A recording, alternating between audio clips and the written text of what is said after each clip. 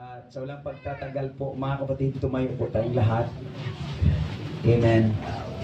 Atin pong i-welcome ang presensya ng ating Panginoon, and also we welcome the man of God, Reverend Mario Pistanio, mga kapatid, to minister to us the word of the Lord.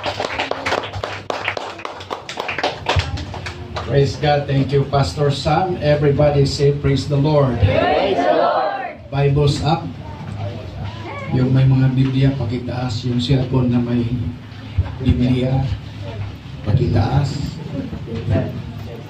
Yung book natin ay Holy Bible, pero walang Holy Cellphone, ha? Walang Holy Cellphone. Maraming kalukuhan itong cellphone natin, mga kapatid, kaya dito magiging holy. Praise God. Please open your Bible. Dito po tayo sa Book of John. Book of John. Chapter 6. John chapter 6 verse 63.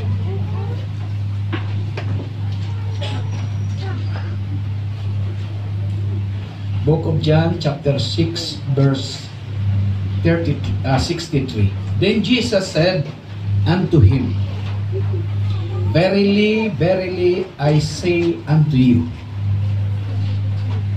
except you, 53 ito nabasa. 63. Okay. It is the Spirit that quickeneth, the flesh profiteth nothing. The words that I speak unto you, they are spirit and they are life. Maganda pong statement na yan, mga kapatid. They are spirit and they are life. Then, puntahan po natin ang Mark 16. Book of Mark chapter 16.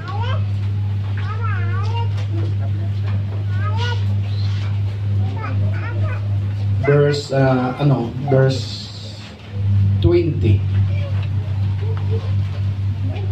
Mark 16:20. And they went forth and preached everywhere, the Lord working with them and confirming the word with signs following. Amen. Amen. Amen. Praise God. Taas po natin ating mga kamay, mga kapatid. We are here because we not just we need the word of God, but we are hungry. We are thirsty after the Spirit and the word of God. Panginoong Diyos, habang kami patuloy na naglilingkod sa iyo, at habang kami nagpapatuloy at naglalakbay, Panginoon, bilang mga panauhin or mga travelers sa mundo nito, we need your word, O God, to give us strength, to give us direction, Panginoon. May mga bagay sa mundo na hindi po nila kayang ibigay, lalong higit sa spiritual na bagay, O Jesus. Here we are this morning. We need you, Lord, and we need you to touch us and to minister to us this morning. Bless each and every one of us today. Forgive us and cleanse us from all unrighteousness and sins, O God. Thank you, Lord, in Jesus' name. Amen. God bless you. You may be seated. It is with great honor na muli akong nakabalik dito sa magalang pero medyo ibang lugar na ito, mga kapatid. Tingin ko kanina parang part ito ng Arayat, ano? Part po. Kasi wini-welcome tayo papuntang Arayat. So, ko po inagalak, mga kapatid, na akala ko hindi ko matuloy kasi lakas ng baha, no, sa Maynila. At kagabi, lakas talaga yung buhos ng ulan. Sabi ko, baka binaha kayo rito. Pero okay naman pala at kami nakarating, mga kapatid. At kagabi, may tumawag na pastor at sabi niya, Pastor, saan kayong Sunday? Sabi ko, punta akong Magalang, Pampanga. Sabi niya, layo doon, dito ka na lang sa amin.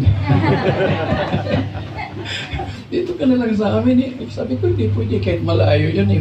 Mga anak ko yung doon eh. Kaya kapatid, ako'y napasalamat na kami nakarating dito at muli makita Pastor Sam at Sister yung totoo ba? Oh, yeah, hindi. Yung twinkle, ma'am. 1996 at ako'y na yung pastor sa Cagayan de Oro, yung Jipol at yung president ko po si Sister Imbalsado, mga kapatid, at magkasintahan din itong dalawa, kaya minamanmanan ko ng gusto, mga kapatid. And I'm so blessed na si pastor at it was a great honor na ako po'y nagkasal sa kanila, and that was many years ago. I was a pastor in Cagayan in 1996. At ngayon, palagay ko, magiging 22 years na nakalipas. At ang lalaki ng mga anak nila, hindi ko na nakilala itong si Miriam ba to? Ano pangalan niyan? Ha? Adayna? Malapit ng Darna to. Alam yung mga pangalan ng mga bata ngayon, ang hirap hirap bigkasin. And I'm happy, 4 yung anak niya? 3? 4 yung bilang ko kanina. So, Pastor Sam at ako'y nakalak mga kapatid na talagang he really responded to the call of God. A professional ito, easy graduate ito mga kapatid. Maraming mga magandang trabaho, malaking sweldo nag-aabang nito. But praise God, malaki ang commitment niya sa Panginoon. Nung nagpapastor ako sa Davao, ito ang sila mga players namin sa mga district conferences. Baho palagi yung biniwa. At nakashoot ka pa nung una. Ang liit pa dito nung una. Tanda na pala ako, mga kapatid. Kaya niisip ko, ano ba nangyari nito? Diba? Magulat tayo sa mga anak natin. Mga ilang taon pa lang nakalipas, sinubuan natin. Ngayon sasabihin na, mag-asawa na ako. Ano ba? Parang kailan lang, ano? Kaya ang ating mga kahirapan sa mundong ito, parang kailan lang, mga kapatid. The suffering that we have today is just light, is just for a moment. Yes. Yun ang sabi sa book of Romans chapter 8. We suffer just for a moment. And the glory which we are going to receive ay talagang is greater kaysa ating mga kahirapan dito sa mundo. Kaya, ang bilis ng takbo ng panahon. Hindi ko akalain may dalaga na to sa pastor. At may mga dalawang lalaki, ano? Praise God. Salamat sa Diyos, mga kapatid, na patuloy silang iniingatan ng Panginoon. Sino po bang taga Visayas, Mindanao dito? Puro kayo taga Pampanga. Ako na ati ako nagsadri, ipinakit kamera. Ayun na galak. Marami po tayong mga kapatiran, mga ministro galing Mindanao, Visayas na ginamit ng Diyos dito sa Pampanga, Metro Manila, Ilocos. Kaya it's a great honor, mga kapatid, na minahal po niyo yung pastor niyo kahit Bisaya yan, mga kapatid. Praise God. Kasi sa Diyos, wala namang by tribe, wala namang tribo sa Diyos. Kung mayroon mang tribo, it's just coming from the tribe of Judah, mga worshipers. Ayun. Praise God. Kaya, nagalak, mga kapatid, na nagsimula kayo ng gawain dito. At malaki at ang lutin at mga kapatid. Kaya, there is a great spiritual vision. Amen. Na talagang magkaroon po tayo ng malaking church dito, malaking gawain by the grace of the Lord, mga kapatid. Amen. Praise God. Alam niyo, edad namin nag-senior citizen na kami. At nang kami nagkaedad na, mga kapatid. Sino po bang 60 plus dito? Ayun, praise God, may iilan dito mga senior citizen. Salamat at mahal tayo ng president natin, mga kapatid. Talagang minahal ng President Duterte yung mga Pilipino, yung mga senior citizen. Yung mga discount na binibigay, wala pala yan sa ibang bansa, no? Wala pala yung binibigay. Meron lang courtesy binibigay sa mga elderly. Pero yung mga discount sa Jollibee, 20%. Tapos libre na kayo ng VAT na 32%. So kakakain kayo ng halagang 100, ang babayaran mo na lang is 68? 100 minus 32. 68 pesos na lang. No? Kaso lang mga kapatid, hindi na kompleto ang ipin eh. Mahirap ka kumain. Hindi na rin gaano nag-enjoy sa Chicken Joy. Kaya yung mga apo na lang ang bumanat. Praise God. Doon po sa Mindanao, may lahat yata yun mga kapatid, pag nag-edad kayo ng 100 years old, binibigyan niya ng 100,000. Praise God. Binigyan ng 100,000 yung 100 years old na. Nang binigay sa kanya, sabi niya, ano to? Pera yan, Rio. Ano yan? Bigay ng gift ng president yan. Oo nga, pero ano yan? Pera. Magkano? 100,000. Anong gagawin ko niyan? Kaya sabi nga, parang may batas yata na dapat ang senior citizen hindi na 60, gawing 56 para mag-enjoy, at yung 100,000 ay ibigay sa panahon na mag-edad ng 80. Ibigay yung 80,000 para mag-enjoy pa siya. Oo. At dahil na mapatid, 20,000 lang tanggapin niya kahit hindi na niya maano yun, pero at least nag-enjoy siya. Kasi what is our life in this world? We are just here for a moment, it's just in moment of time. Someday you will never know, you will lose your loved ones. Hindi natin pwede kasama ang misis natin habang buhay. Ang ibig kong sabihin, for eternity dito sa mundo. In one way or another, as we walk in this journey of life, along the way, you will lose your loved one. Mawala yung mister mo, magiging biyuda ka na. Mawala na yung misis mo, magiging biyudo ka na. Di ba? You will lose your parents, and then parents, you will lose your children. Hindi mo kayang ingatan yan, hindi mo kayang pigilan yan, mga kapatid. Kaya every day, we need to have good relationship with each other. Amen. Kaya kaming mga mister nyo, huwag nyo kaming awayin mga beses. Huwag nyo kaming awayin lagi, ano? Amen. Yung sigaw-sigawan na lang. Pwede ba? Ibalik yung nakaraan, maglalambing naman kayo sa harap. Di ba? Ay, sabi nga ng Bisaya, pag nahigugma,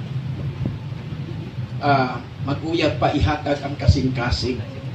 Pag magminyo na, magsingka-singka. Mamaya lang kayo maghingi ng interpretation doon, mga kapatiran. Oo nga eh. Relationship, very important yan eh. Right. And the most important people in your life is your family. Amen. Amen. Kaya yung misis nyo, yung mister nyo, kahit malakas at matibay at very strong kami mga kapatid. Pero alam nyo mga weak points namin. Sister Luz, nakakilala kami mga kapatid for almost 100 years ago. But still, ayun, kasama pa kami mga kapatid. Kasi sabi ko sa kanya, alam mo, pag tayo mag-asawa na may mga anak tayo, habang patuloy tayo sa ating paglalakbay, yung anak natin, iiwanan tayo kasi mag-asawa ng mga yan. Kung 4 yung anak mo, 3 yung anak mo, as you move forward in this journey of life, soon, aalis po yan. At ang maiwan, tayo na lang dalawa, Mr. and Mrs. Kaya magpagandahin yung relasyon natin. Because at the end of the day, ikaw at ako lamang laban sa mundo. You and me against the world. Kanya naman ang buhay, mga kapatid. Praise God. Kaya nga, sabi ko kay Mrs. at sa inyo, our responsibilities ay yung mga anak natin. Paaralin natin talaga. Patapusin talaga. Basta mga anak natin talagang very serious sa pag-aaral. With all your best, suportahan mo yan. Pero yung walang kwenta, bubo pa, palagi yung computer, pahintuin mo na nga yan. Sayang sa pera yan, mga kapatid. Puro lang duta, puro lang Facebook, wala nang panahon sa pag-aaral. Ako. Kaya nga, maraming mga graduate ng high school na yung mga kapatid, hindi talaga maka-English ng diretso, halo-halo talaga. Alam mo naman, minsan sa life, marami tayong mga trials. Parang ganun ng mga English, di ba? Pag dumating yung mga trials, siyempre we are going to cry. Kasi masakit naman sa heart. Ano ba yan? Diretsuhin mo na nga. Ayun nga, pati nga sa pati nga sa pananalita natin, may generics na rin ito. Praise God. Kaya nga sabi ko sa mga anak ko, kahit sa mga anak niyo, if they are really interested, do your best. Kasi it's a great investment, not only for you, it's his or her future. Lalo na kayo mga kabataang lalaki, mag-aral kayo ng gusto. Praise God. Kasi pag mag-aral kayo ng gusto, pag magtrabaho kayo, ang gaganda ng damit niyo. Diba? At ang gaganda ng opisina nyo, air condition, nakaniktay ka, mga kapatid. Patimpla-timpla ng kape. Pero kung kunti lang pinag-aralan natin, mga kapatid, magsaka ka doon sa Mount Arayat. Kasi sinaya, I don't mean that hindi maganda yung nagsasaka. But you lose your opportunity. Praise God. Na talagang may oportunidad sa bawat isa. Kaya nga, sabi ko sa misis ko, tapos na nag-aral yung anak namin, panganay, at yung pangalawa namin, tapos na rin mga kapatid, sabi ko sa kanya, let's enjoy our life together.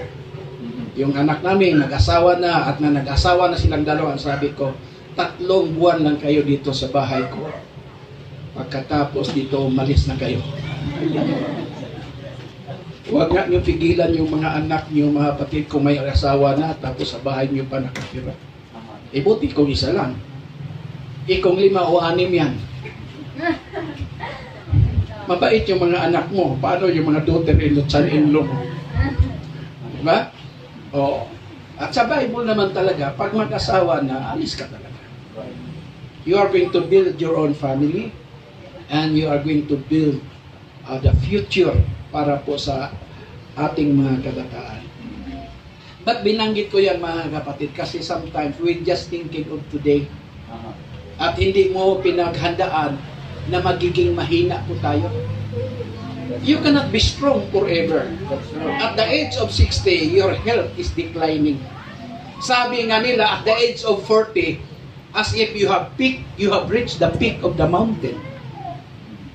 Yung Arayat, pag-akyatin mo yan, pag nasa tuktok ka na, isang ka pa pupunta. Once you reach the top, there's nowhere to go. But to go down. Go down. Ang buhay natin ganun eh. Pagdating mo ng 40 years old, yung kagandahang taglay mo nung una, naku, biglang naglaho parang bula ay mga batid. Yung kagandahan mo, kasi nung una, hinabol-habol ka, ang ganda-ganda. Ngayon, kahit na ikaw na maghabol, mapatid, wala na rin. Ganyan ang buhay. At the age of 40, yun ang tawag sa economic, the law of diminishing return. That once you reach the top, you have nowhere to go but to go down. Kaya pati age of 40, may ano ka na, kunti, may mga sakit-sakit ka na sa katawan, unti-unti na pong nagiging marupok yung katawan natin, mga kapatid. And then, wala na po gaanong oportunidad sa pagtrabaho. Kasi opportunity ng trabaho from 20 to 40, after that, hindi na gaano. Kailangan pa ba ng receptionist na ang edad mo 60 years old? Receptionist with pleasing personality. Pwede mag-apply. Lola, hindi ka na po pwede, Lola. You lost. At the age of 70, hindi ka na pwede magiging driver. Takot na mga pasahero sa'yo. Siyempre, pag nakikita kita, sino ang driver? Ayan si Lolo. Ako, nahirapan na nga umakyat sa sakyan. Tapos magmamaniho pa. Magtatanong ba, saan ba tayo pupunta? Ano? What I mean is this, you are not like that till the rest of your life. Amen. Ang edad ko ngayon, 62. Kahit hindi kayo maniwala. I'm 62 years old. But I'm not getting stronger. Hindi ganito yung mukha ko at the age of 20. Di ba? Yung mukha nyo din, hindi yung mukha nyo, ang edad pa kayo ng 20, 25, 30. Di ba? Ang gaganda nyo nung una, makikita natin. Nung una ang sinabi ko, ha? But as the years goes by, here we are. Kakunti na lang yung buhok sa ulo. Yung iba talaga wala ng buhok. Wala na. Yung taglay na kagandahan na nagniningning yung mga mata. Ngayon, malabo na. Ang ibig ko sabihin, don't be proud of your personality, of your wisdom and knowledge of your profession. Because someday the world will reject you. Paalisin ka sa kumpanya mo. Oo. Ngunit, maganda po dito sa Diyos. Kahit ang edad mo iaabot ng 1,000. Hindi po tayo paalisin ng Panginoon.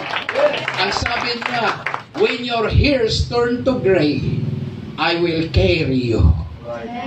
I will be with you. I will be your strength. Kaya napakaganda mga kapatid. Patuloy tayo sa ating paglilingkod sa Diyos until the rest of our lives mga kapatid. Kasi alam nyo, life is just a dream.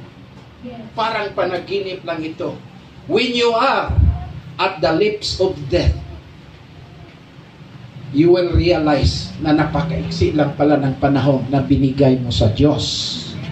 Kaya ngayon, habang may buhay tayo mga kapatid, give the best you can sa ating Panginoon.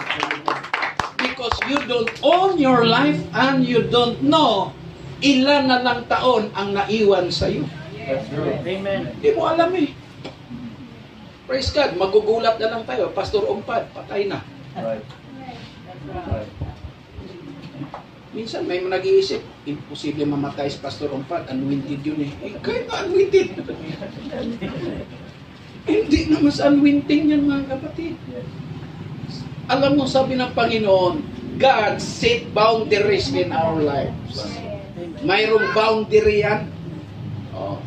Kung ang pag-drive ng sasakyan ay may boundary, buhay mo rin may boundary. Pagsabihin ng Diyos, ang edad mo ay hanggang 65, 66, 70 ka lang. Ang sabi ng Bible, God set a boundaries na hindi mo kayang tawirin yan. Amen. Praise God. Kaya, habang hindi pa tayo dumating sa boundary natin mga kapatid, pag hindi pa tayo naglilingkod sa Diyos, why not try to make a decision today? If you are not yet baptized in the name of Jesus Christ, why wait for tomorrow? The Bible said, if you hear the word of God, harden not your heart. Huwag nating patigasin ang ating puso mga kapatid. Because you'll never know kung may pagkataon tayo na palagi nating mapakinggan ang salita ng Diyos. Kaya kami, sisterlos mga kapatid, yung mga anak namin, nag-aasawa na, praise God, nag-enjoy kami, Pastor Sam, sa buhay namin, dalawa. Amen. Kaya nag-travel kami by wheels mga kapatid. Nagmaniho ako galing Panabo, Davao del Norte, papuntang Apare. Pag na-drive kami, sabi ko sa kanya, let's enjoy life. Huwag tayong tumanggap ng mga invitation para mag-preach. Kasi mahirapan kami doon. Kasi pressurized ka. Hindi mo naman siguro yung biyahe. baka magkaroon ng aberya. Wala. Sabi ko, pwede lang tayo mag-preach every Sunday. Pero from Monday to Saturday, no invitation, no appointment. Kaya, diretso mga kapatid, diretso kaming Apare, diretso kaming Lawag, pumunta kami doon maraming windmills. Kasi nung una, hanggang libro lang tayo eh. Sabi ko nga sa kanya, mahirap na pag mamatay tayo, tapos may mapa dyan, turunan tayo. Ito yung Mount Mayon, hindi tayo makarating. Kaya ang dumating kami sa Albay mga kapatid, pumunta kaming Kagswa, kumain kami ng chili ice cream. Sobrang anghang. Yes, to enjoy life. Kaya sabi ko sa misis ko, huwag tayong magtanggap ng apo-apo dyan. Kakandungin lang yung ating apo, lalambingin yung ating apo. Pag umihi at tumatay, bigay mo sa kanila yan. Bakit angkinin pa natin your responsibilidad na hindi naman sa atin? Sabi ko sa kanya, mga kapatid. Kaya pag may apo kami, namimiss yung apo, hiniram namin mga kapatid. After 1 hour, nagsasawa na kami, buhay ka na sa inyo. Ayaw ko magtagal yung apo ko sa akin. Ayaw ko mga kapatid. Kasi, pag matuto tayong mahalin talaga yung apo, pagkatapos kukunin sa atin yan, mabubuan tayo sa kalungkutan, mga kapatid. Di ba? Magkaroon ka ng banding ng apo mo, kasama mo sa pagtulog. Pagkatapos, ginawa kang kalabaw. Naglalaro-laro kayo. Pagkatapos, kukunin ng anak mo ang sakit sa puso. Sabi ko, hindi pwede yan. Para, ganun mga kapatid. Paano mo enjoy ang buhay mo kung may apo ka, imbes gusto kang magpahulay, magpahinga? Paano yan? Gusto mong lumakad, hindi ka magpasyal-pasyal. Paano? Andyan yung apo. Kaya sabi ko, walang apo. Kaya nakarating kami ng Lawag City, from Lawag to Vigan, from Vigan to Olongapo. Praise God, dumaan kami doon mga kapatid sa part ng Zambales, tapos diretso kami ng Olongapo. Tapos, dumaan lang kami dito sa inyo, mga kapatid. Praise God.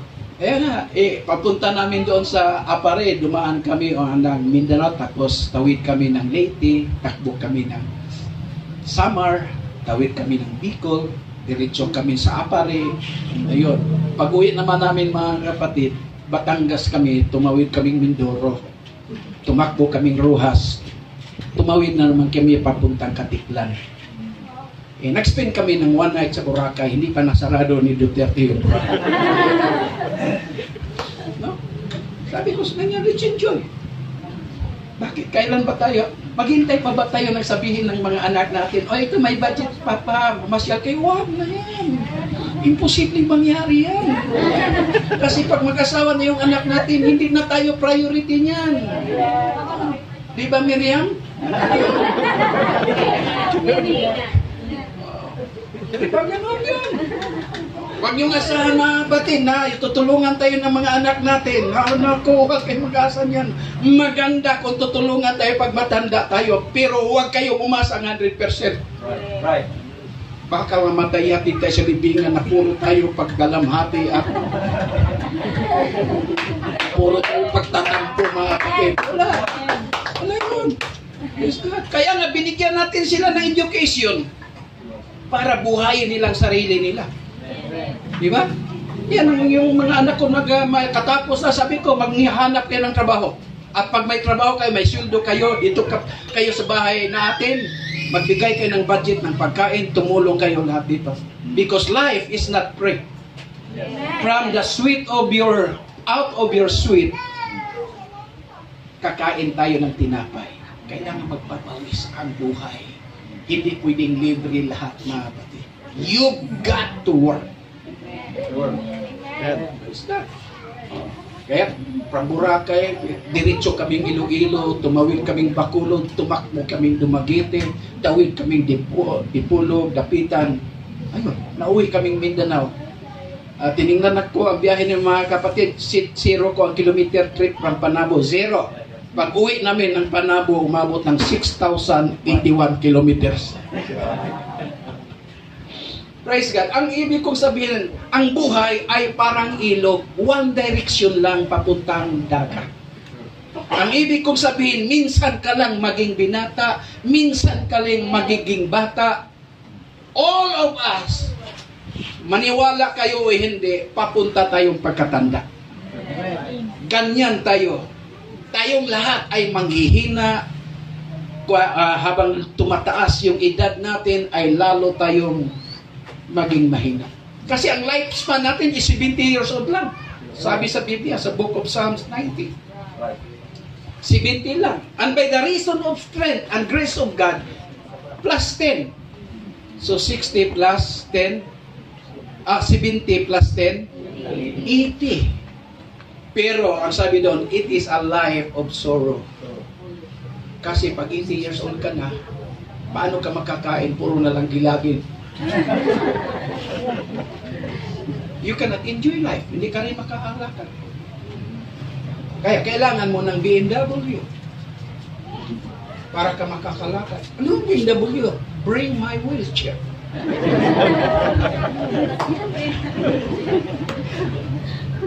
Wheelchair ka na. Paano ka mag-enjoy, mga kapatid? Ang lakad mo. Sisigawan ka. Lula! Bumabata!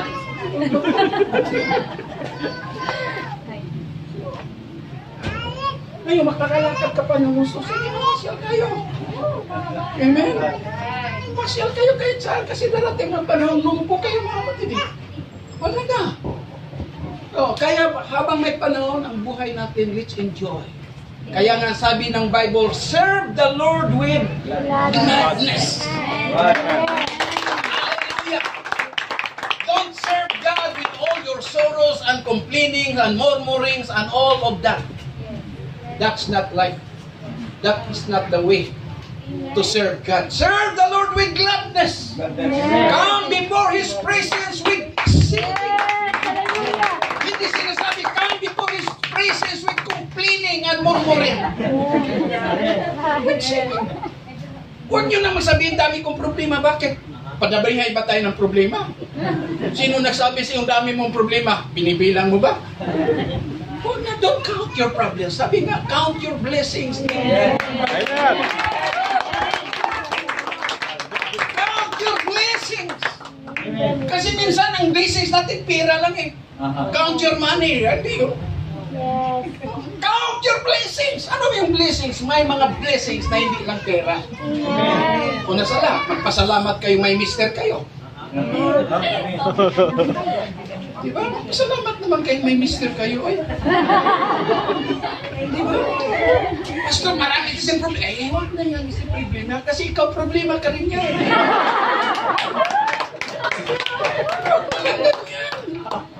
Huwag ka lang masyadong ano sa iba, yung mister mo. Kasi hindi mo lang alam. Diba?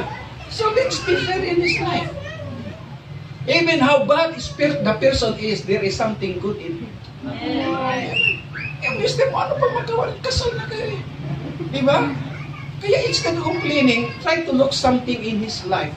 Something good. Praise God. And most of all, mga kapatid, hindi mo naman magiging mister mo yan kung hindi mo tinanggap eh. Diba? Namimigaw sa iyo yan. Hindi pa nga nakatapos, nag-uho ka na. Natingnan mo. Kaya in marriage, nothing to blame, no one to blame. Stop blaming each other. Why not try to compliment each other? Let's stop hurting each other. Parang carpenters na yun. Diba? Enjoy your life. Wala ka na magawa dyan eh. Diba? Yung misis, yung mga mister naman, yung misis mo, eh, ano pa magawa niya? Tumataba yan, hayaan mo na yan. Diba? Wala na yan. You know, the thing that will make your life beautiful is not just makeup or things like that. Because beautiful starts from a beautiful spirit.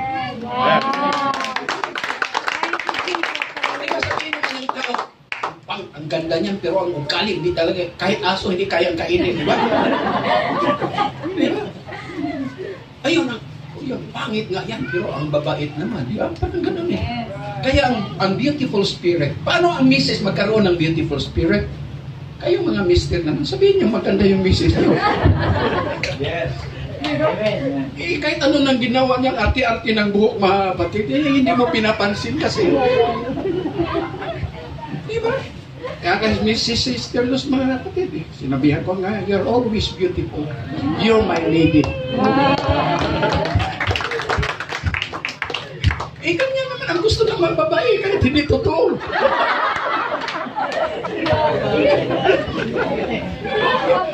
Eh, kayo man ang dalawa dyan, mga kapatid, eh. Remember, no person in this world that can make your relationship strong. Kayo lang dalawa. Kaya yung misis mo, mga kapatid, ano lang nangyari sa itsura niyan, mga kapatid? Ikaw din dapat sisihin din. Diba? Diba lang? Kasi at the end of the day, sino mag-alaga sa'yo pag matanda ka na? Di kayo yung dalawa. Oh, sabi ng isang pastor, dumalaw ako, mga kapatid, way back on 1970s. Oh, takal naman noon, 1980s na lang. Bumisita ako sa bundok at saka yung misis niya nagkaroon ng nervous breakdown kasi putukan nga doon sa encuentro eh. Kaya siya nagkaroon ng nervous breakdown. Sabi ng pastor, huwag po kayong magtaka kasi pag alas 2 ng madaling araw yung misis ko biglang sisigaw niya. Ganun? Okay. Sabi ko, pagdating ng alas 2, ayun na nga. Sabi ng misis niya, dapa, mga kapatiran, dapa kayo lahat. Kasi andito na ang mga kalaban. Ganyan siya. So, sabi ko, ang ingay talaga nito. Tapos mga kapatid, marinig ko kasi magkatabi lang yung kwarto. Sabi ng mister, ay, tumahimik ka, may bisita tayo. Sabi naman ng misis, kailangan niyang bisita, malaman niyang may kalaban tayo. Kailangan niyang malaman na mayroong magbabaril sa atin. Sabi ko, patay tayo nito, paano ako makatulog? Sabi naman ng mister niya, may bisita tayo. Alam mo ba sinong bisita natin? Sabi niya, hindi! Si Pastor Mario Pistanyo. Ay, andyan si Pastor. Ay, pupunta ako sa silid niya. Doon ako matutulog. Buwang talaga. Muntik na ako matarantay. Pero, by all means, hindi niya iniwanan yung misis niya. At hindi din sila pinaalis na mga kapatiran sa simbahan. Kahit nagkaganon yung misis niya, mga kapatid. Why? Kasi ang ating pagmamahalan, in richer or poorer, in sickness or in health, to love at to cherish till death do us part. Pumunta akong Bohol, bawal doon ang maglagay ng mga masamang words sa mga tricycle.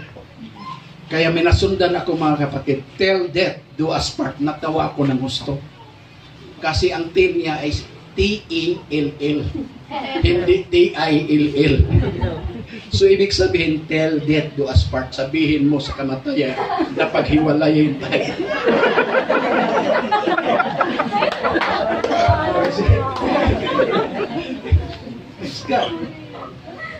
Relationship is very important. In serving God, it's not important about miracles. It's not important about your revival or everything blessings. Ang importante sa paglilingkod sa Diyos is you have a relationship with God. That's the most important. May relasyon ka sa Diyos. Ang ibig sabihin doon, the Lord knows you. I know Mr. President Duterte, but he doesn't know me. Hindi na niya ako lang. Pero alam ko sino si President. In the same token, sa Panginoon, we know Him. But the problem, does God know you? That's the problem. Kaya kailangan ma-establish ang relationship, mga kapatid. Kaya ang sabi ng Biblia, to all who receive Him, to them give He power to become the sons of God.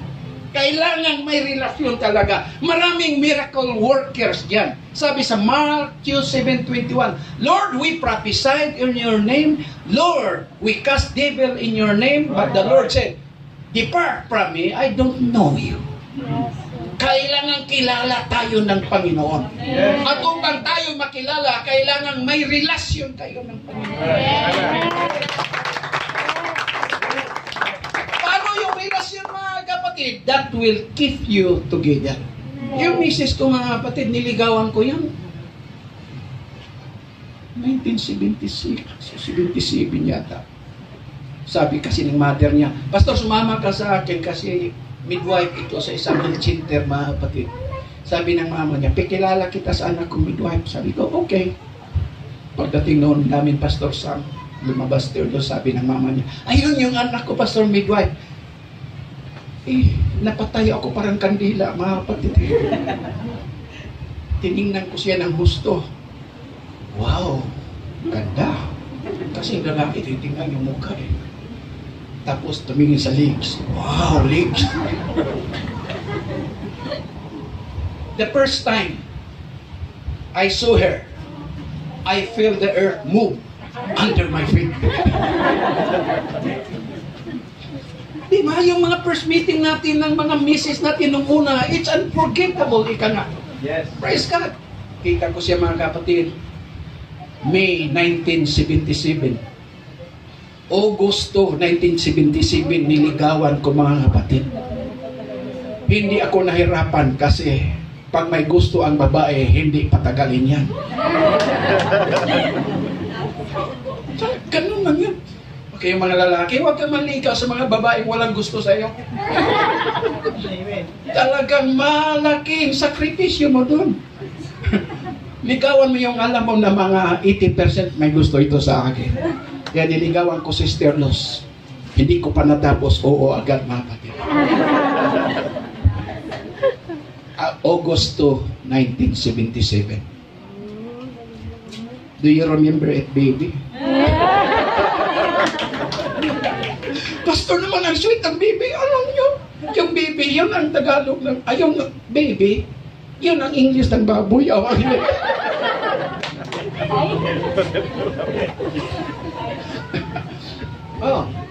October, namanhikan kami. December 25, 1977, 10 p.m. We said I do. And that was many years ago, and we have been together for almost 41 years. Ang tagal na, mga kapatid. Nag-aaway ba kami? May problema ba? Nag-aaway ba? Of course! Kasi yung mga babae ay palaway. Mahirap niyo. Alam niyo ang babae, kaya nangangaway yan. Kasi nagpapansing mga yan eh. Nahihiya yan pag mga kapatid. Kaya hindi inadaan sa awa yan. Alam niyo ang babae, kahit lula na yan, pili nila, mga kapatid. You should give value and importance of me. Igagalang mo pa rin ako kasi pili ko, I'm still young and beautiful. Kaya kayong mga lalaki, ganun, mga kapatid. You should always treat woman as a delicate vessel. Weak vessel, mga kapatid. 50 years old na kayo nag-asawa, Mrs., Mr. Yes, we have been living together as husband and wife 50 years. Well, congratulations. Anong sikreto nyo? Yun talaga. Oh? Puntahan ka agad yan ng mga taga-ABS-CBN. Ano bang sikreto nyo? Dumaan ka. Look, 50 years kayo magsama. Kasi may usapan kami, sabi ko sa misis ko, pag ako'y magagalit, yung misis ko, pag ako'y magagalit, ikaw misis, ay pupunta ka sa kusina, magluluto ka doon, maglilinis ka doon, maghugas ka ng pinggan. Huwag mo akong sagutin! Kasi magkaroon ng away pag sagutin mo eh. May kasabihan, it takes two to make a tango. Oo. Kaya pag magalit si Mr. na kapatid, yung misis talaga, pupuntang kusina, naglilinis na gano'n. Oh. So walang away na nangyari. Yun ang sikreto nyo. Yun ang sikreto. Kung si Mrs. naman, Mr. ang nagagalit, ano naman usapan nyo? Pag si Mrs. naman nagagalit, ako naman ay pupunta doon sa aming terrace o balkon ba tawag nun? Pupunta akong balkon, mag-relax ako doon. Hayaan ko si Mrs. dyan, magsalita kahit ano.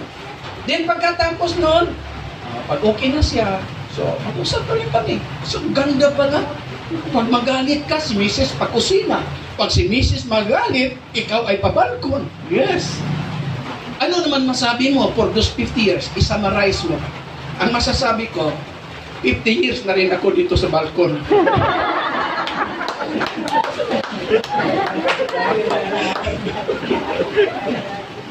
Relationship is important. Kaya nga itong Sunday service, Bible study, o anong fellowship, you must be there. Amen. Kasi kung may nobya ka, parang date mo yan. Yes. Ang ibig sabihin, as long as the door of the temple is open, mga kapatid, that is a time for us to be with the Lord. At tayo po ay nandun. Dahil ang relationship natin sa ating Panginoon ay lalo nating painitin, lalong paigtingin, at lalo tayong ma-close sa ating Panginoon. And it is important for us to keep the Word of God. Praise God. The Bible said, Jesus said, the Word that I speak unto you, they are life. Amen. And they are spirit. Amen. Yun ang salita ng Diyos. Ang kanyang salita ay espiritu. At the same time, it is, yan ay buhay. You need life, you read the Word of God. Oh yes, hallelujah.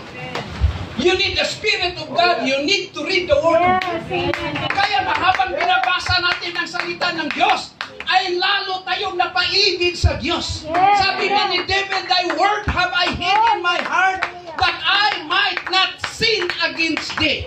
It is the Word of God that will regulate our spiritual life habang tayo naglilingkod sa Diyos. oh yes, Amen. Words are important.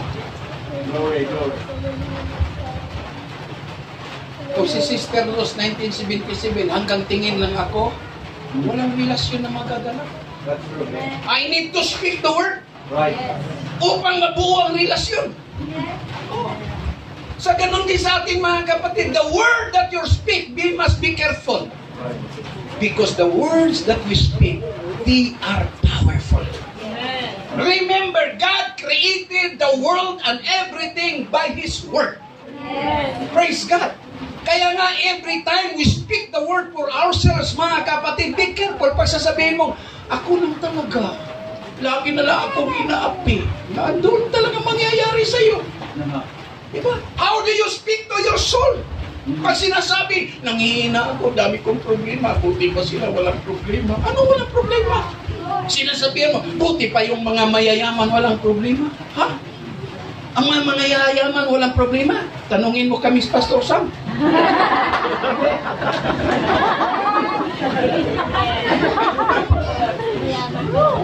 Bakit? Saan ba tayo titira sa mundo na walang problema? A man that is born of a woman, his days are short and is full of sorrow.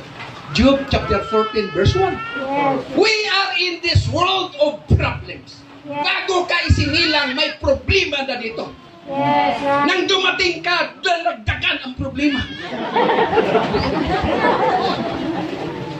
May problema na dito, may namatay na dito, may nagkasakit na dito. May nagsuntok ka na dito, bago ka isinilang. Nang dumating ka dito, kasama ka na doon, mga kapatid. That is life. And the only way to exit of this world is to die.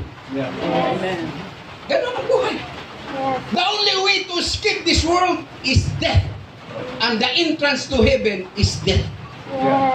Kaya pag mamatay tayo, mga kapatid, it's not the end of everything. It is an open door for a life eternal in Jesus. Be careful with the words. Lalo na tayo mga mister, mag-iingat tayo anong sasabihin natin sa misis natin. Pag masabihan natin misis natin, ikaw talaga ang tanga-tanga mo. Do you think it's a blessing to him? To her? Hindi ah. Tanga nga. Kaya mamaya, hihigop ka ng sabaw. Di mo alam, may dinuduraan pala yun eh. Be careful with the words. Because relationship breaks, words sometimes establish and breaks relationship.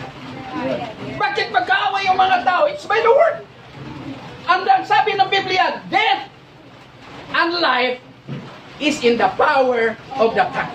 Amen. Buhay at kamatayan ay kapangyarihan na ng ating mga dila.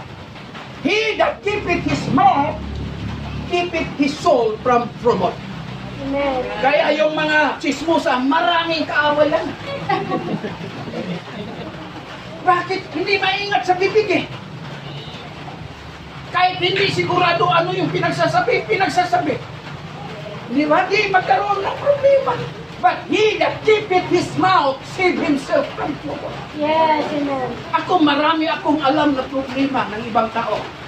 Pero hindi ko sinasabi yan. Bakit mga kapatid? You are keeping yourself from trouble. Kaya sa ating paglilingkod sa Diyos, mga kapatid, we should be choosy of the words that we are going to speak. Sabihin mo, hello sister, kamusta? Kamusta? Ang ganda ng damit mo, bagay sa inyo. Diba? Kamusta ba? Ganda ng Muslim mo, style ko. It's a word of compliments. Minsan we are so greedy that we cannot extend words of appreciation. Hello sis, ganda, you are lady in pink. Hindi naman maganda sabihin mo, mga kapatid. Right? Kaya nga ako nakakita ng unggoy na Muslim. Siyempre magalit yan. Kasi hindi maganda yung sinasabi mo. Kaya nga sa ating paglilingkod sa Diyos, mag-ingat tayo sa ating mga pananalita. Why? Because the words that you speak, mga kapatid, it is dead for somebody.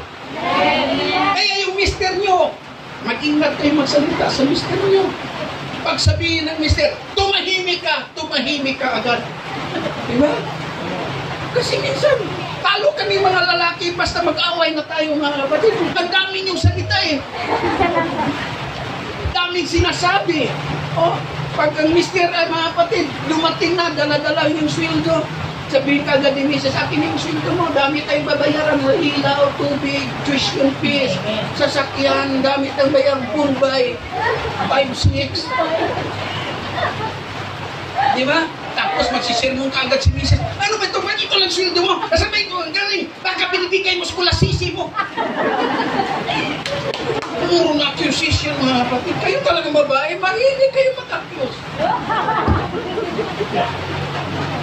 Bakit ganito lang? Huh? Baka dumaan ka sa tindahan doon ng babaeng kapitbahay natin palagi nakasyo.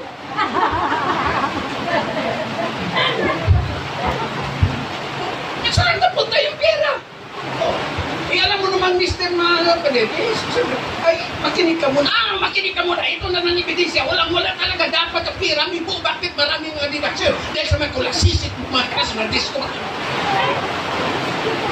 Minsan, automatic yung bibig eh. Masinggan. Oo. Yung Mr. Kapatid, mahirapan magsalita. Paano yung sasagutin? Kasi sunod-sunod naman yung mga accusation. Sagutin mo sana yung first accusation. Mayroon pangalawa. Ngayon, sabihin ka agad ng Mr. Tumahimik ka! Hilong niya ha! Ayaw mo pa rin maghilom. Ayaw pa rin tumahimik. Ayaw doon ka. Ono! Bilangan na. Maintain our relationship together. But binanggit ko ito mga kapatid kasi ang relationship ng husband and wife mas una yan na itinayo ng Diyos kaysa iglesia. At walang iglesyang mabuo kung walang magandang pamilya mga kapatid.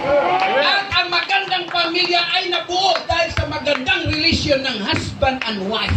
And the only way to establish our relationship is to have the Word of God in our lives mga kapatid. Kailangan natin ang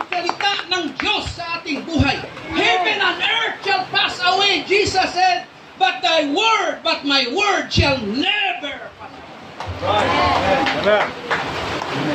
Mayroon isang pastor nagsabi, heaven and earth shall pass away, but my word shall never pass away. No, pass away. Pass away. That's the great assurance of the word of God.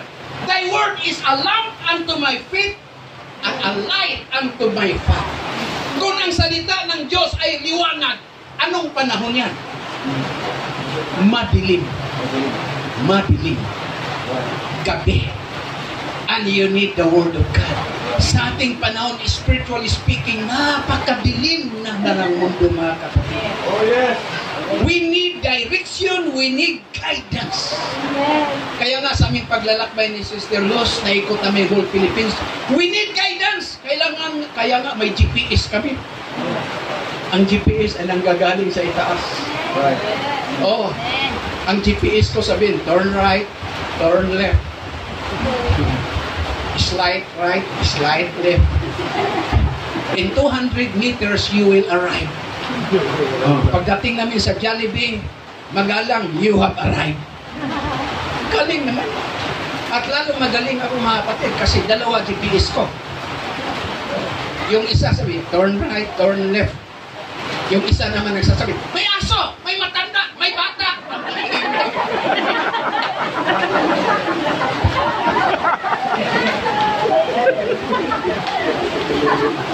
Ewan kong mga misis ang hihingi pag magtuyo tayo. Dami po instruction. Doon ka magpaparking. Hayaan mo nga ako sa magpaparking. Ang gulo. Papunta ako doon magparking. Doon ka magpaparking. Hindi. Basta ako ang drive. Alam ko na yan. Pag atlas na naman sabihin, oh, mag-ingat pag-atlas. Kita ko na yan.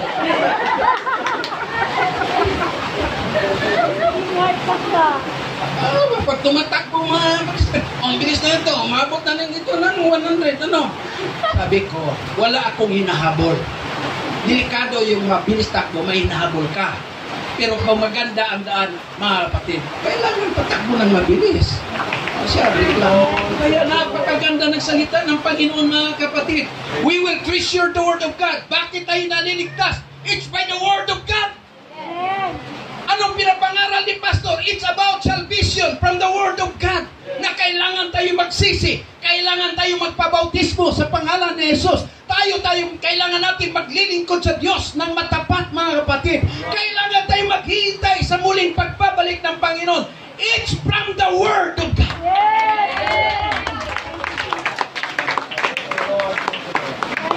Kaya nga, ang salita ng Diyos ay ating mamahalin, mga kapatid.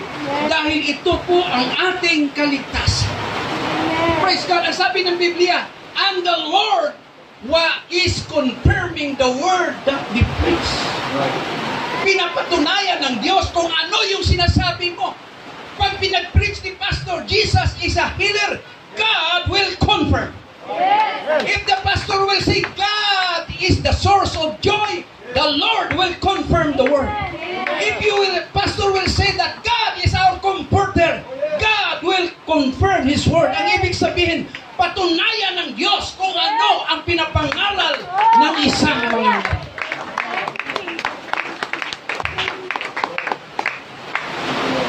May NX3 ba dito na gumagamit kayo? Malakas yun sa Mindanao.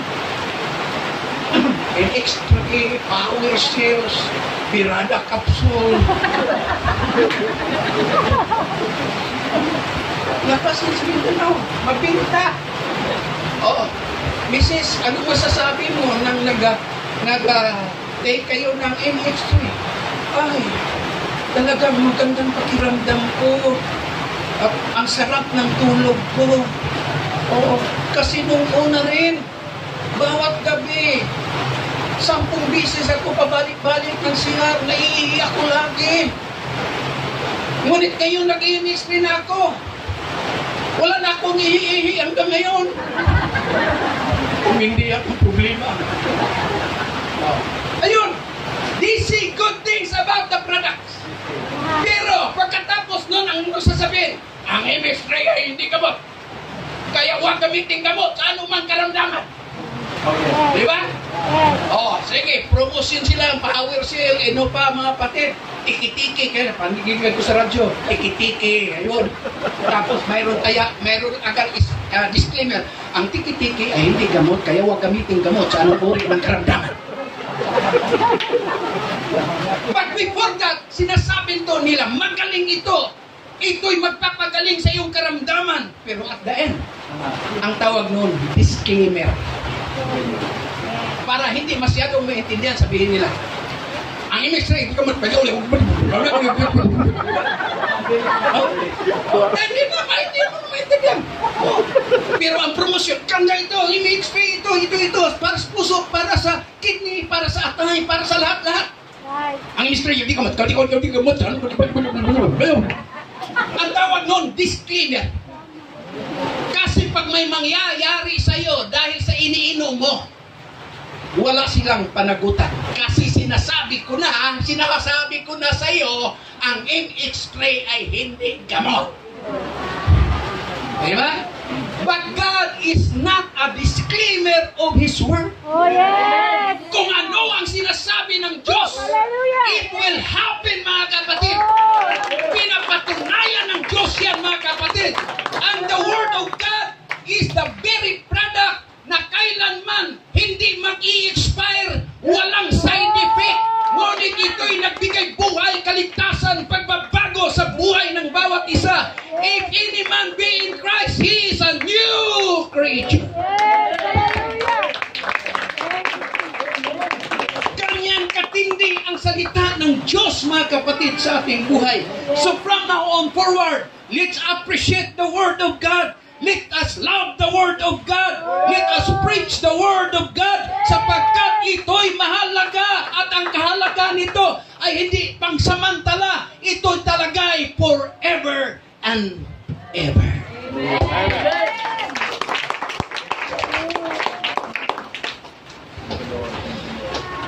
Kaya Pastor Sam, don't worry. Don't get worry. Huwag tayong manghihina sa pangangarap.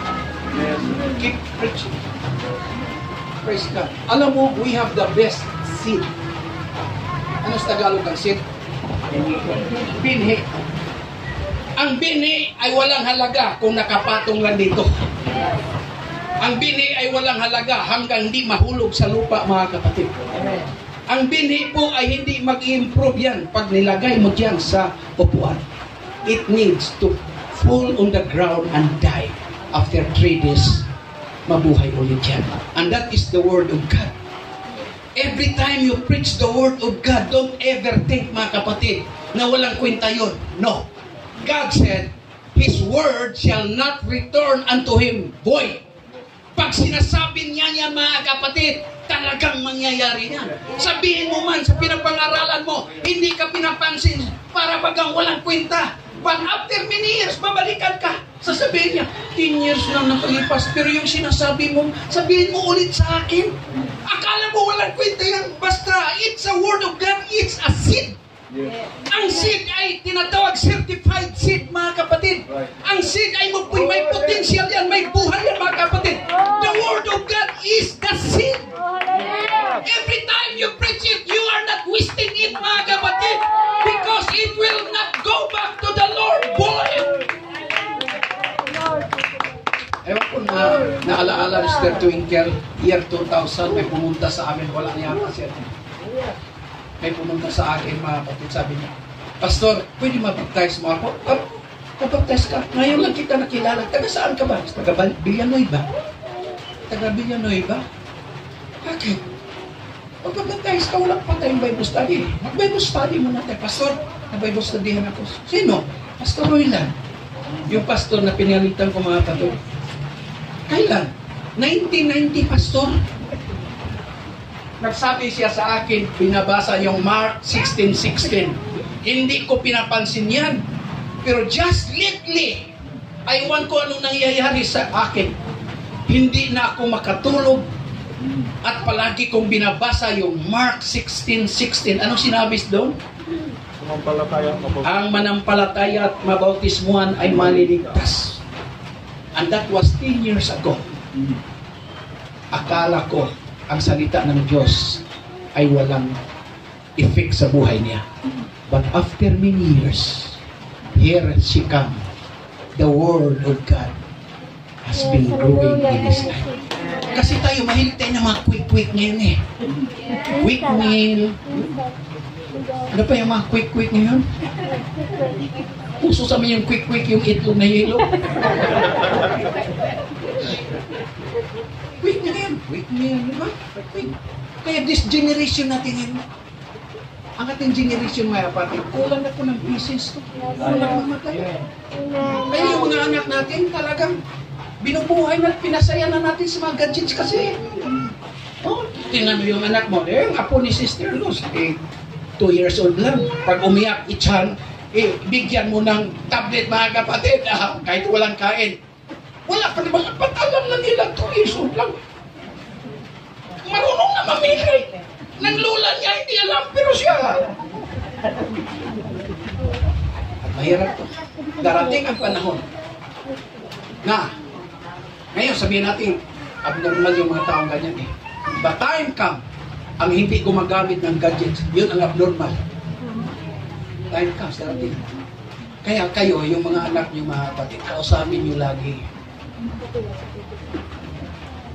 Kausapin nyo yung anak nyo. Kasi pag hindi nyo kausapin ng mga kapatid, one-way communication yan ng television at mga gadgets. Oh, dahil one-way, lahat ng sinasabi doon, nakabaon na sa utak nila.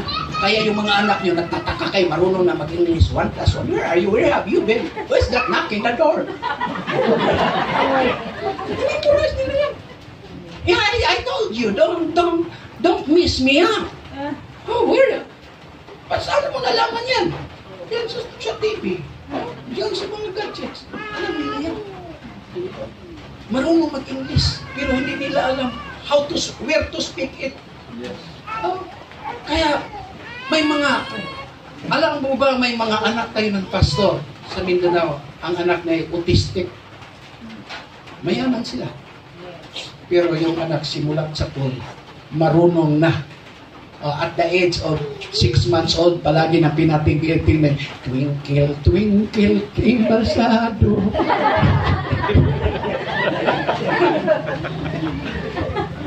Yun. Hinahanap na yun, hindi na makatulog yung bata kung wala yun. Hanggang sa darating ang panahon, mga kapatid, at the age of 2 or 4 years old. Ngayon yata, mga 3 years old siya. At the age of 2 years old, the doctor said, your son is autistic. Bakit? Pag may pumupunta doon, hindi pinapansin, walang imik, nasa tabi lang, hindi masaya. Pag bigyan mo ng gadget, kahit maghapon, walang kinakain, yun, mag-i-enjoy. At isa pa, hindi marunong magsalita. Walang communication.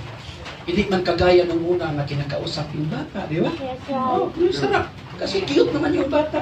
Ano, kumain ka na? Gutom. Hindi mo maintindihan, pero at least you have communication. Mayroong ating anak ng pastor, high school, mga kapatid, umiiyak. Hindi marunong magsulat ng pangalan.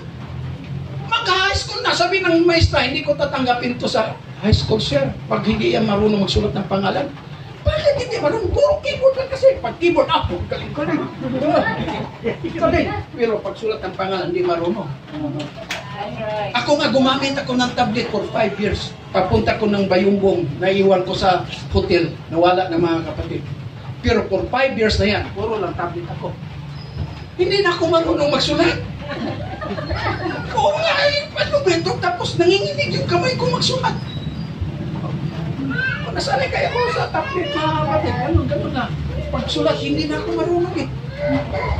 Kaya, ang ibig kong sabihin, mga kapatid, mahalaga talaga how we are being nourished. Ganun din sa salita ng Diyos, mga kapatid.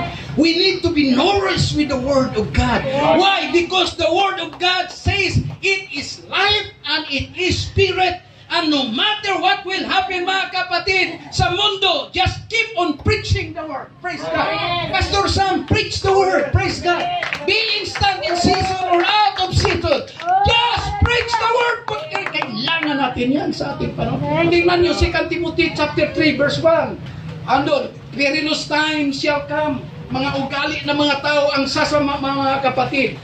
Paul said, perilous days shall come, for men become lovers of themselves. They are disrespectful to parents. Murmurers, marami pa dyan, mga kasulat. Verse 2, marami pang sinasabi dyan, mga kapatid. Men shall be lovers of their own selves, covetous, boasters, proud, blasphemers, disobedience to parents. Kaya, mga anak natin ngayon, mga kapatid, kung wala ang tulong ng Diyos, hindi talaga susunod, tatalima itong mga anak natin, mga kapatid. Espiritu yan sa mundo ngayon. Kasi noong unas panahon natin, hindi tayo pwede mag-enjoy pag hindi kasama yung kapitbahay. Kailangan tayo ng tumbang preso. Hindi ka pwede maglaro, ikaw lang mag-isa. Di ba? Tapos yung chinilas na day and night. Di ba? Oh, you need friends. Yung taguan, you need friends. Pero ngayon, kahit walang friends, doon lang sa isang kwarto, mag-isa yung anak mo. Bigyan mo ng gadgets. Maglalaro yan, mga kapatid, ng mga kingkoy na violente. Yung si Maruto ba yan? Sino yun? Yung parang durian ang buhok. Isip yung mga mata. O, tingnan mo yung anak mong laro.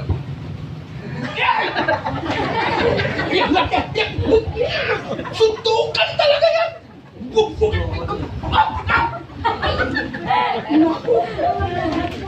Violente. Kaya nga mga marami ngayon violente. Praise God. Kaya yung mga anak natin, we need them to know the Word of God. For they are life and they are spirit. And the Word of God is quick and powerful, sharper than any two-edged sword. Preach the Word of God. Yan ang mahalaga po, mga kapatid, sa ating buhay. Bago po tayo magtapos, mga kapatid, I just want to remind you, no matter what will happen, trust the Word of God.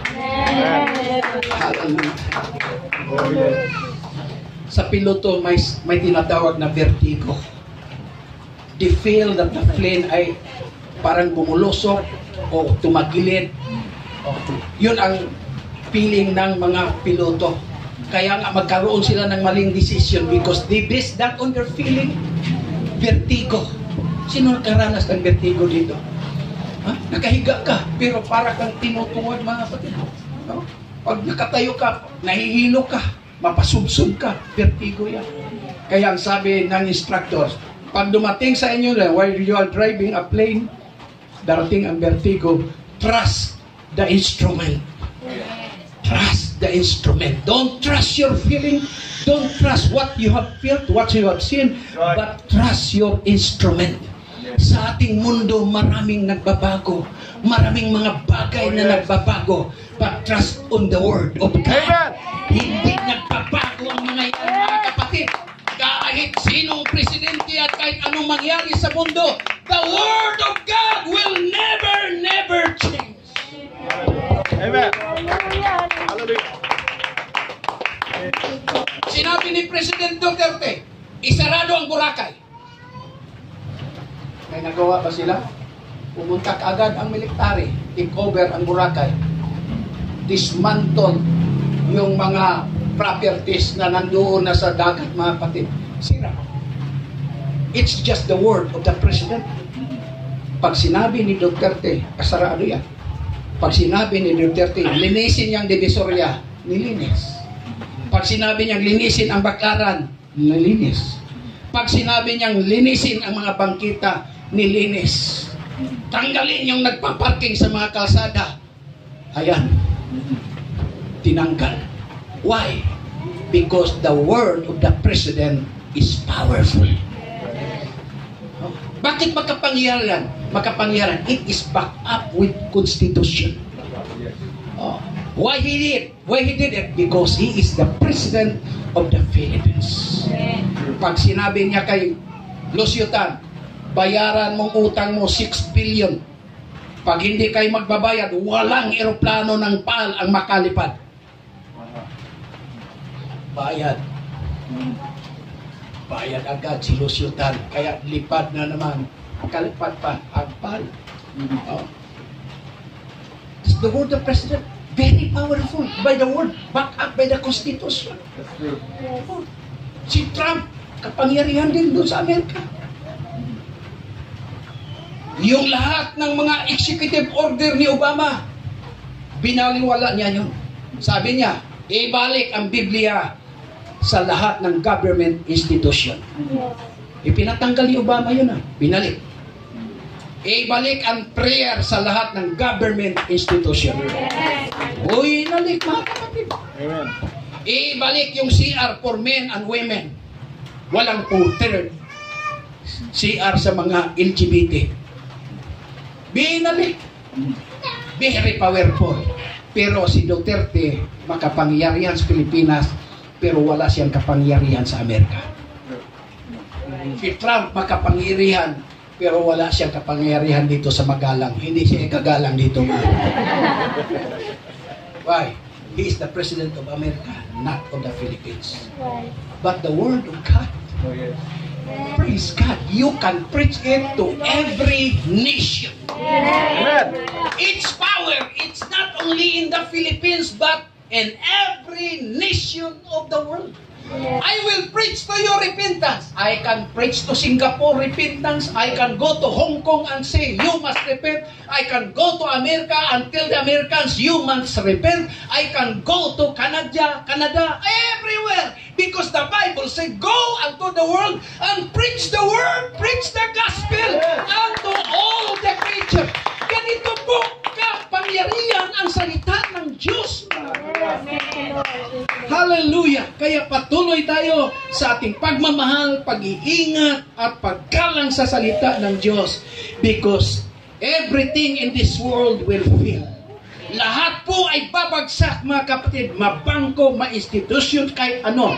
But the Word of God will never, never pass away. Tumayo po tayong lahat, mga kapatid.